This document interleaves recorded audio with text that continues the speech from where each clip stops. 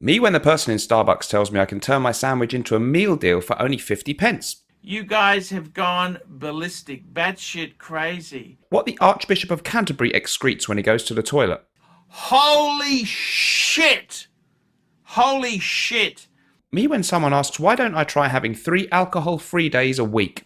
I think it's fucking dangerous. I think it's very, very, very dangerous. Me every time I see a new piece of gossip about Jeremy Fragrance. Holy fuck, Batman! Holy fuck! I cannot believe this. And this is me when someone tells me they've just ordered the new Club de Nuit Intense Man Extract Pure Parfum version. How fucking stupid are you? Man, I met gullible idiots in my time, but I never seen anything so fucking stupid. So fucking stupid.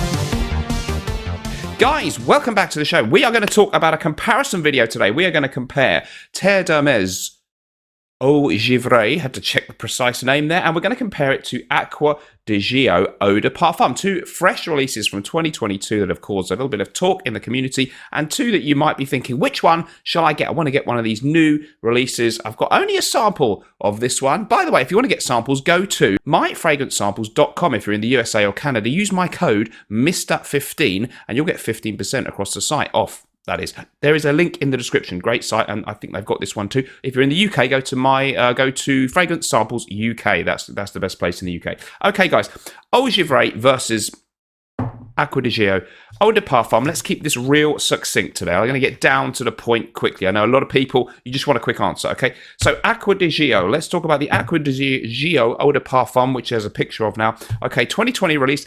The perfumer is Big Bertie, Alberto Marias, okay? Your note listing for this one is C notes, green mandarin, clary sage, lavender, geranium, mineral notes, vetiver, and patchouli. Looking online, I could find a 75ml bottle for £85. So, reasonably expensive as designer fragrances go. And there are larger bottle sizes for, less per mil, but obviously cost more money. Okay, so not super cheap.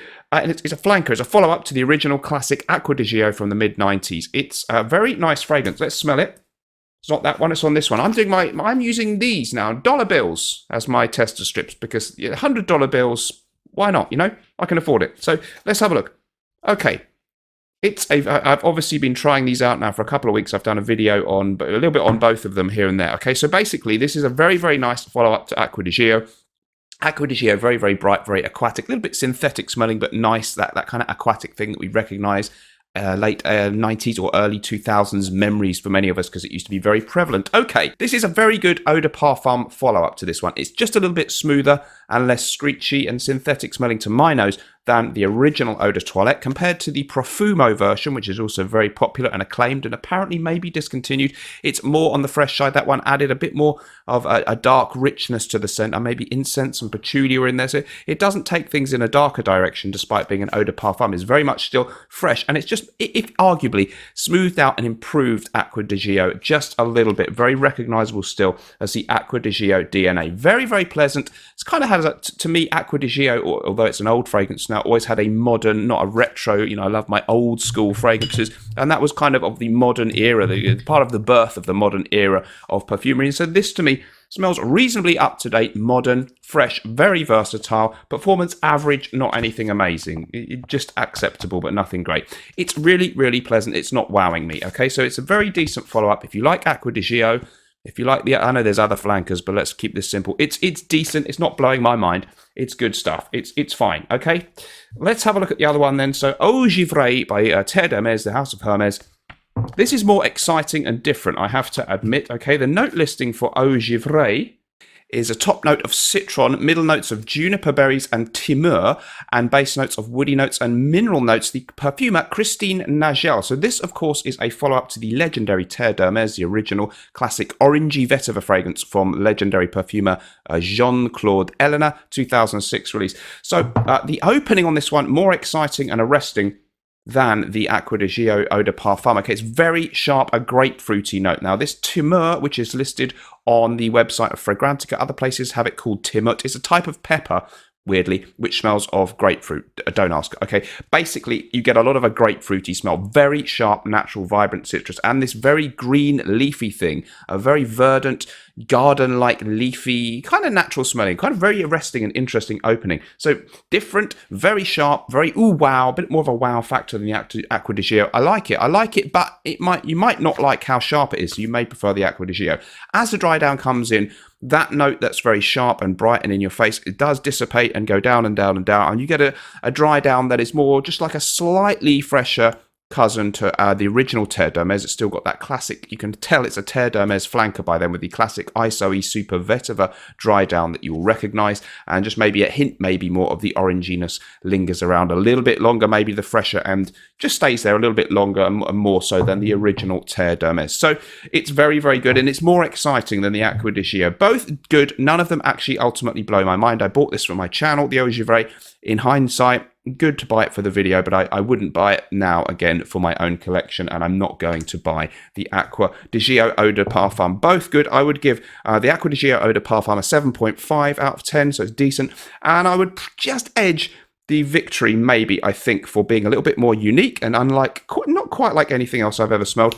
Eau Givree wins it for me with a very nice, I just give it a 7.8. I'm not even going to give it an 8. It's good, but it's not blowing my mind. So really great. If you want to choose between the two, you should probably smell them. The safer bet, actually, is the Acqua Di Gio. I like to be daring. Eau Givree, then you've got to give it credit because it's quite a wow, okay? If you want to buy a fresh fragrance for the summertime, both of those are fine. However, why buy something that's brand new? It doesn't really matter. You just want to smell good. I've got to be honest with you. I gotta be honest with you. I gotta be honest with you. I gotta be honest with you. I gotta be honest with you. 125ml Acqua di Pino cologne from Pinot Silvestre, £16.99 in the UK.